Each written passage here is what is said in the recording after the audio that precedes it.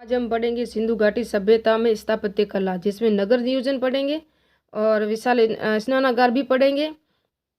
और कुल कितने नगर थे? 7 नगर थे। मोहनजोदड़ो, हड़प्पा, लोथल, चंदूड़ो, ये सब 7 नगर है ना। उसको हम ऐसे पढ़ेंगे। बिल्कुल मैप से समझाऊंगी मैं आपको पूरा का पूरा। क्या क्या विशेषताएं थी वो भी बताऊंगी, और बाद में यह सब सारी विशेषताएं दिखाऊंगी कि क्या क्या विशेषताएं हैं। आज जो हम पढ़ेंगे ना, वो एक तो पढ़ेंगे पाटलिपुत्र का निर्माण कैसे हुआ, उसका पूरा मैप से बताऊंगी। खाई कैसे थी, उसके अंदर दुर्ग कैसे थे। उसके बाद हम पढ़ेंगे ना ये सब। यहाँ आप देख सकते हो मोहनजोदड़ो पढ़ेंगे, लोथल पढ़ेंगे, धोलावीरा पढ़ेंगे, और ये चंदूड़ो है। फिर ये इसे क्या कहते हैं, सॉरी, बनावली पढ़ेंगे। और उसके बाद हम पढ़ेंगे ये कालीबंगा। उसके बाद पढ़ेंगे हम हड़प्पा। तो इन सब स्थलों को आपको आराम से पढ़ाऊंगी मैं, और बिल्कुल मैप से समझाऊंगी, देखना। और एक स्थल हम पढ़ेंगे ये जो है ना स्नानागार, इसकी संरचना कैसी थी पूरी की पूरी डिटेल से बताऊंगी। अभी अभी आप देखना, पूरा मैप से समझना। फिर आपको पूरे नोट्स मिलेंगे जो मैंने अभी बनाए हैं। आपको बता दिए मैंने कि मैंने सारे नोट्स ये बनाए हैं ना, ये सारे नोट्स बना दिए मैंने, और इन सबको पूरा डिटेल से भी दे दूंगी आपको। ये फिर मौर्यकालीन भी स्टार्ट हो जाएगा, स्थापत्य कला, मोहनजोदड़ो का नागार, इसकी सारी विशेषता क्या क्या थी वो देख सकते हो। ये सारी विशेषता मैं मैप से अभी बता दूंगी आपको, लेकिन पहले मैप से समझा दूं आपको कि कैसे पढ़ना है आपको। मोहनजोदड़ो देखोगे तो 2 भागों में बटा हुआ था। एक तो था पूर्वी टीला, एक था पश्चिमी टीला। पूर्वी टीला में क्या क्या था ये बता दूं मैं आपको। ये था पूर्वी टीला और ये था पश्चिमी टीला, 2 टीले थे। तो उस टीलों को, तो ये टीला था ना, ये पहले क्या किया, इस टीले को रेत डाल के ऊंचा किया गया। इसको नगर टीला भी कहते हैं। क्या कहते थे? नगर टीला, नगर दुर्ग, ये भी कहते थे। तो इसको ऊपर रेत डाल के ऊपर किया गया। फिर उसके चारों तरफ क्या बनाई गई? दीवार बनाई गई। तो ये क्या हुआ, ये पूर्वी टीला, ये पश्चिमी टीला, 2 टीलों पे मोहनजोदड़ो को, ये मोहनजोदड़ो है। उसके बाद हम देखेंगे हड़प्पा। हड़प्पा के साथ क्या हुआ कि हड़प्पा पे ऐसी एक अलग दीवार बना दी गई। यहाँ दीवार बना दी गई, और दीवार बना के यहाँ यानी कि मिट्टी डाल के ऊंचा नहीं किया गया, यहाँ दीवार बनाई दी गई। और इसका भी प्राचीर युक्त, यानी कि आपको पता है सिंधु घाटी सभ्यता में सब किले क्या मिलते हैं? दीवार युक्त मिलते हैं। उसके बाद हम जाएंगे कालीबंगा में। ये है ना कालीबंगा है। जब हम कालीबंगा पढ़ते हैं ना, ये कालीबंगा को 3 भागों में बांटा गया। किस भागों में? 3 भागों में बांट दिया गया। और कालीबंगा के 3 स्तर थे। ये बाद वाला स्तर था जो पूर्वी स्तर था, इसको पुरोहितों का शहर भी कहते हैं। क्योंकि यहाँ क्यों पुरोहितों का शहर क्यों कहते हैं? पुरोहितों का शहर इसलिए कहते हैं कि यहाँ अग्निवेदिका मिली ना, अग्निवेदिका ऐसी तो यहाँ मिली थी। कहाँ मिली थी? कालीबंगा में जो अग्निवेदिका मिली थी ना, इस दुर्ग में मिली थी। 3 भागों में, वैसे तो 5 स्तरों में बटा हुआ है, लेकिन ये 3 भागों में यहाँ बता दिया मैंने। और यहाँ जो दीवार बनाई गई ना, ये दीवार, ये कच्ची मिट्टी, कच्ची ईंटों की थी। कैसी थी? कच्ची ईंटों की। बाकी यहाँ अलग दीवारें बनाई गई, उनको अलग से दुर्गीकरण किया गया। यहाँ भी अलग दीवारें बनाई गई, इनका भी दुर्गीकरण किया गया। लेकिन यहाँ जो थी ना, ये कच्ची ईंटों की बनाई गई थी। और इसमें क्या किया गया? कालीबंगा के पूरा दुर्ग का दुर्गीकरण किया गया। पूरे दुर्ग को प्राचीर युग से घेर दिया गया। किसको? कालीबंगा को, पूरे दुर्ग को, यानी कि तीनों भागों सबको पूरे ऐसे घेर दिया गया। फिर कच्ची ईंटों की दीवारें बना दी गई, है ना। इसको इस तरह में जोड़ा गया। और ये थी अग्निवेदिका, यहाँ मिली थी। ये कालीबंगा हो गई। अब हम देखेंगे लोथल में। लोथल में क्या था? लोथल का पूरे दुर्ग का दुर्गीकरण किया गया। ये है लोथल। और इसका कोई ऐसे भाग बांटा नहीं गया था, उसको सिर्फ दुर्गीकरण ही किया गया था। जिस तरह कालीबंगा में इस तरह बनाए गए, हड़प्पा में बनाए गए थे, जिस तरह मोहनजोदड़ो में बनाए गए, लेकिन इसके अंदर ऐसा कुछ नहीं था। इसके अंदर पूरे दुर्ग का ही, पूरे की पूरी जो लोथल है ना, लोथल का किया गया था दुर्गीकरण, यानी कि प्राचीर खींची गई थी चारों तरफ से। फिर हम देखें थे धोलावीरा और बनावली और चंदूड़ो, 3 रह चुके हैं। अब उसको देखेंगे। धोलावीरा एकमात्र स्तर ऐसा है, इसके 3 स्तर थे। इसके अंदर सफ़ेद पत्थर होते ना, उसकी दीवारें बनाई दी गई थी। किसकी थी? सफ़ेद पत्थरों की दीवारें बना दी गई थी। किसके अंदर? धोलावीरा में सफ़ेद पत्थरों की दीवारों पर बना दी गई, और उसको अलग अलग स्तर बना के दिए गए। फिर उसके चारों तरफ क्या बना दी गई? इसके भी प्राचीर बना दी गई थी। तो प्राचीर युक्त कौन सी सभ्यता नहीं थी वो अभी मैं बता दूं।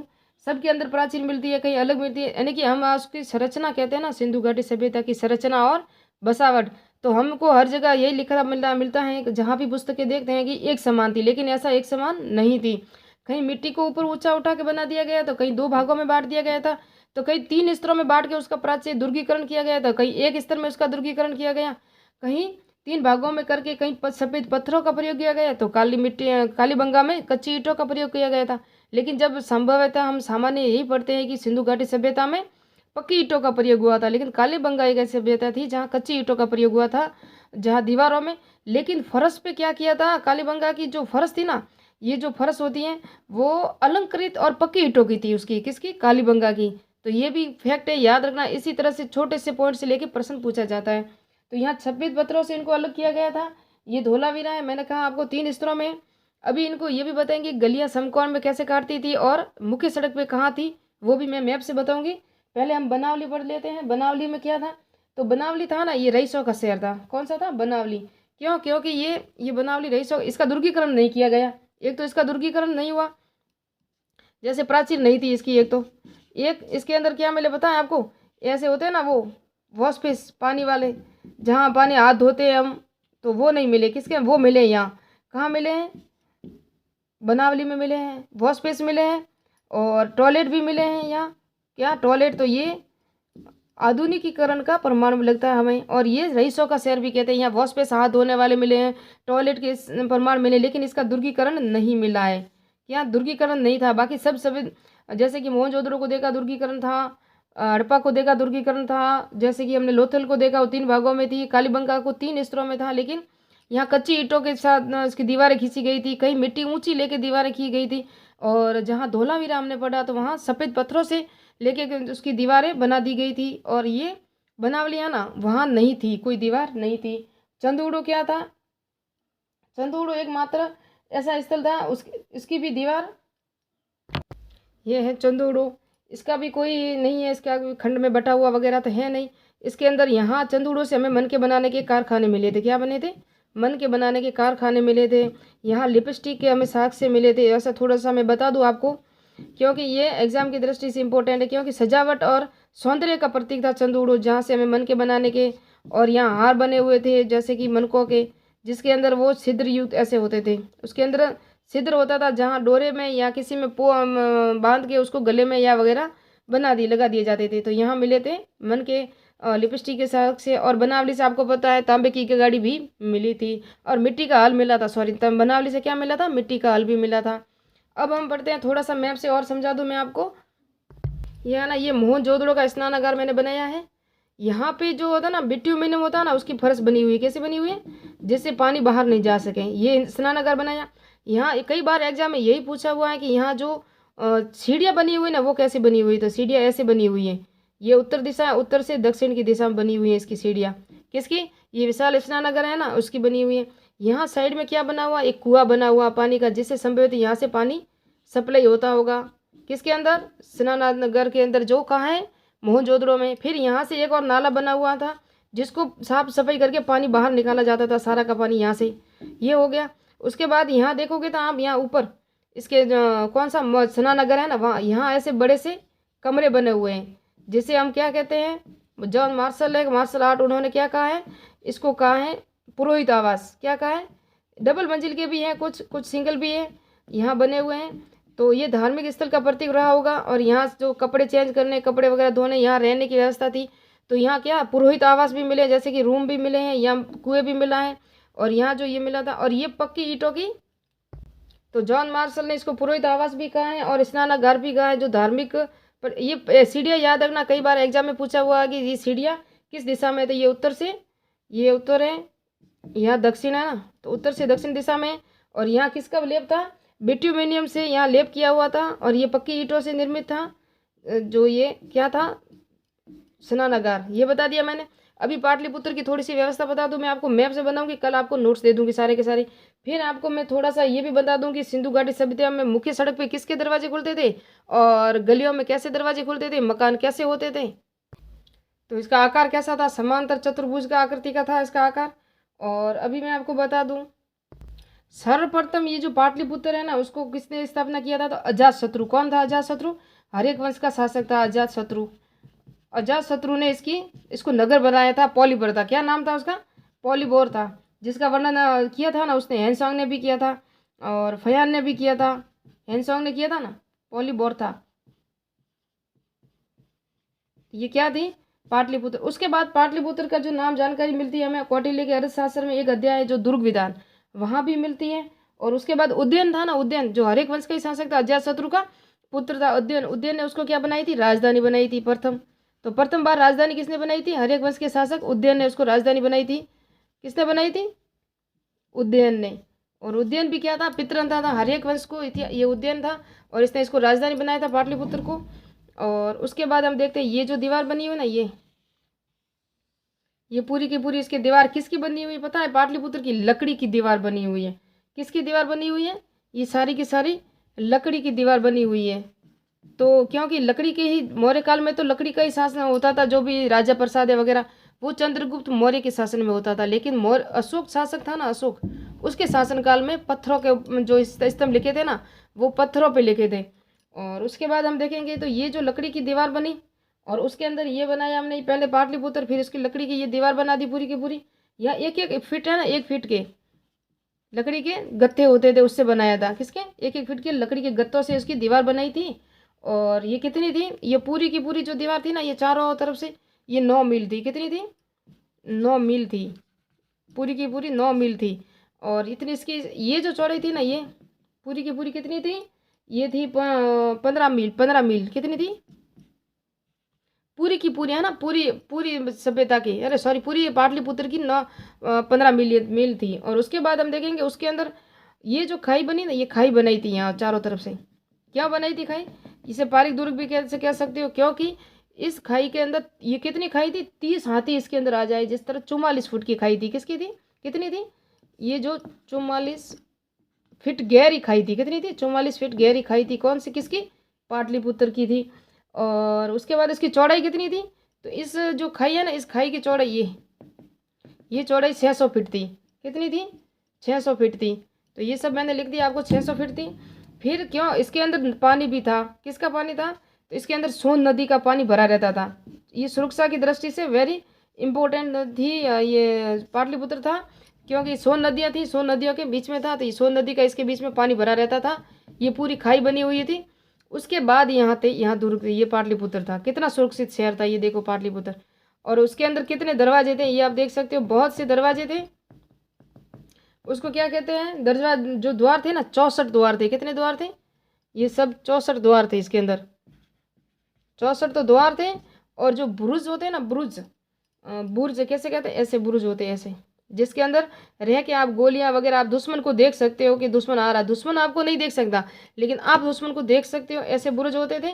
और इन बुर्जों से ओके वो जो युद्ध या दुश्मनों को भांप लेते थे कि दुश्मन आ रहा है या हम युद्ध करें, तो वो तो हमको नहीं देख सकता था, हम उसको पूरा देख सकते थे। वो कितने थे, ये 570 बुरुज थे। कितने थे, 570 बुरुज थे। तो ये मैंने पाटलिपुत्र की कुछ विशेषताएं बताई आपको।